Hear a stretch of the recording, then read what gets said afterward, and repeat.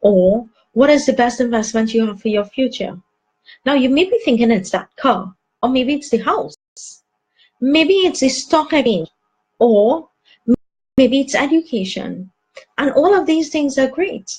All of these things have great value.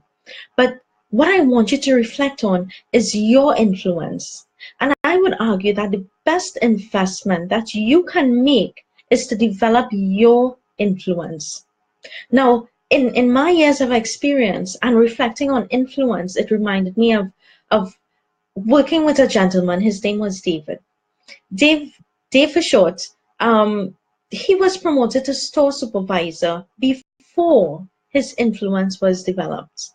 Now, what you'd understand is that back in those days, it was a common practice to follow a leader who had that job title or that power of authority. That's who most people saw as a leader because of that job title and that power of authority.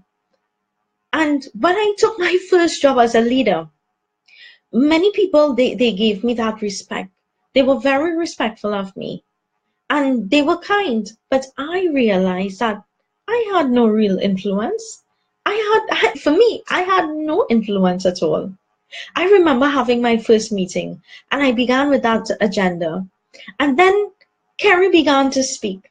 And when she began to speak, it's like, everyone looked to her with as for that leadership. Everyone looked at her as a leader. The words that came out of her mouth, it held so much weight, more than I even held. And the thing about it is that Carrie wasn't pushy. She was not pushy. She was not disrespectful. She didn't do a power play, and she didn't have to.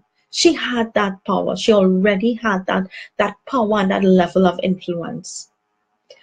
And it became clear to me as a leader that all I had going for me was that position and that desire, that burning desire to make a difference.